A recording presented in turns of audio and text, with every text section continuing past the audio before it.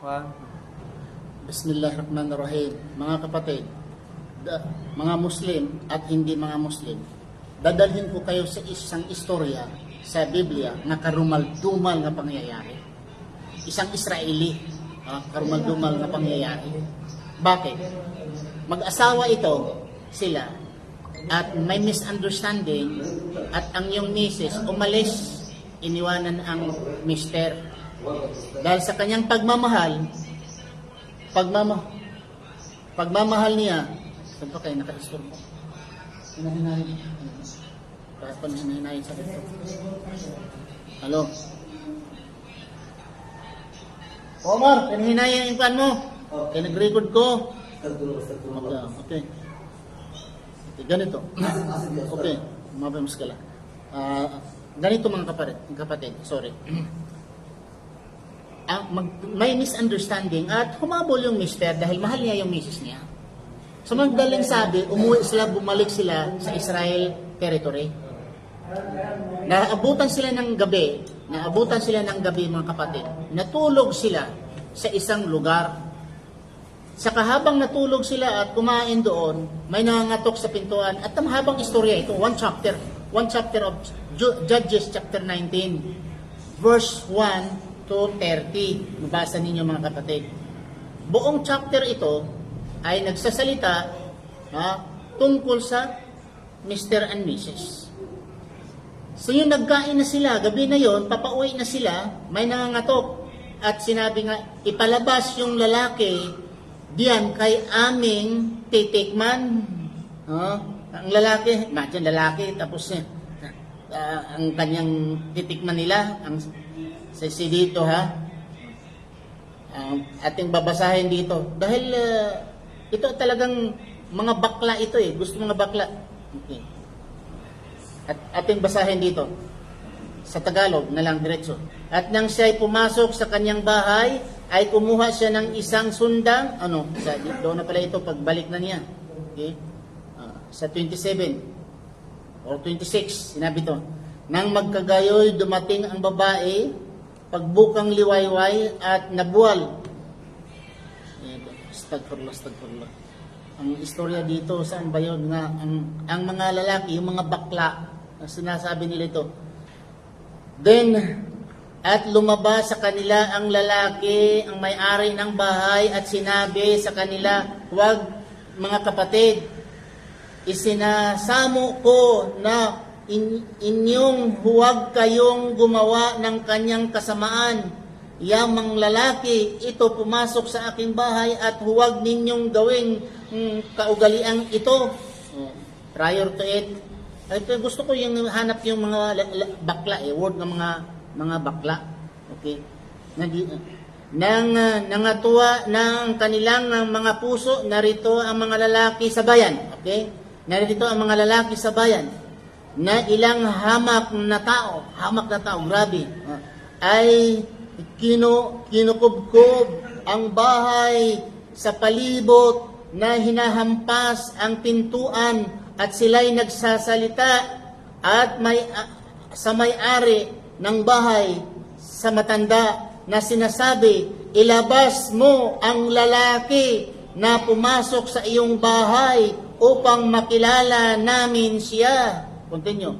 At lumabas sa kanila ang lalaki, ang may-ari ng bahay, at sinasabi sa kanila, huwag mga kapatid kung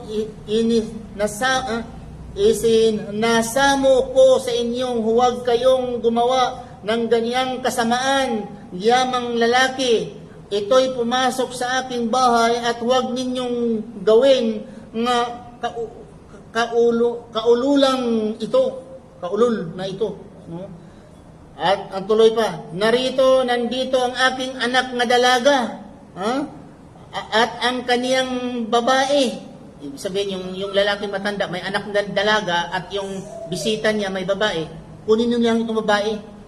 Aking silang ilalabas ngayon at pangayupain ninyo sila. Ngumuyain ninyo sila. Ibig sabihin, gawan niyo ang gusto niyo.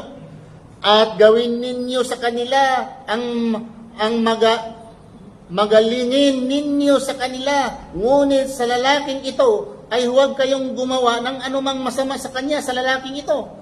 Ngunit hindi sila dininig ng mga lalaki. Sa gayoy, hinawakan ang lalaki ang kanyang babae at inilabas. Ang punto dito na mga kapatid.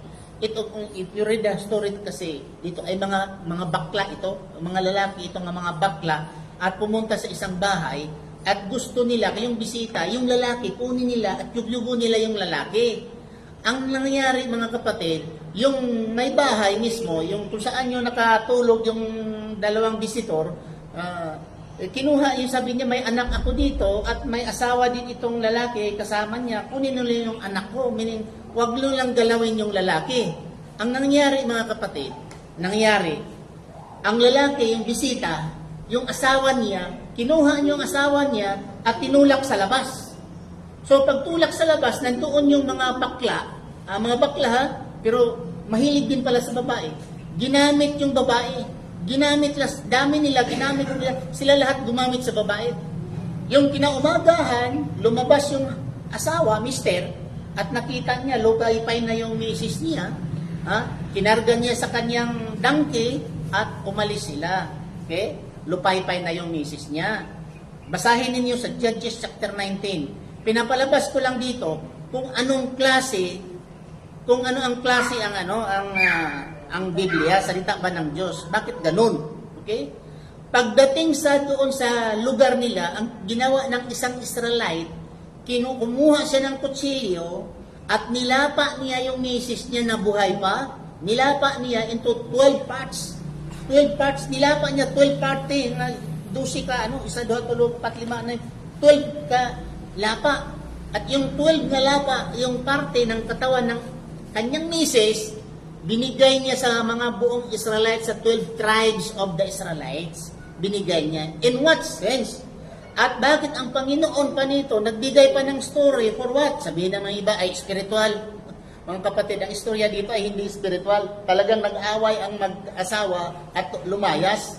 At yun ang history, kasi ang mga palusot nito naman yung mga gunggong dyan, sasabihin naman nila na spiritual yan, spiritual. Itong mga spiritual, sige, spiritual. O yung mga bakla, ano yun? Spiritual yun. Anong klase ng spiritual? Yung mister, spiritual. Yung misis, spiritual. Yung yugyugan, spiritual. Sige nga. Kasi ang palusot nila dito ay hindi naman yung spiritual, hindi naman literal.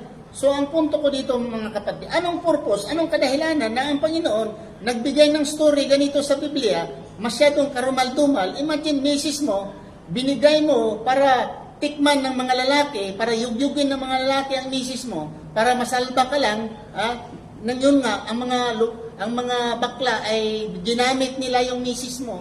Pagka umaga, paglabas mo, nakita yung misis mo lupay-pay na, kinarga mo sa iyong sasakyan, tumuloy kayo sa inyong papuntahan, pagdating sa bahay, ay nilapa mo ang misis mo, buhay pa, nilapa mo ng 12 ka parte ang katawan niya, at binigay sa mga Israelites, for what?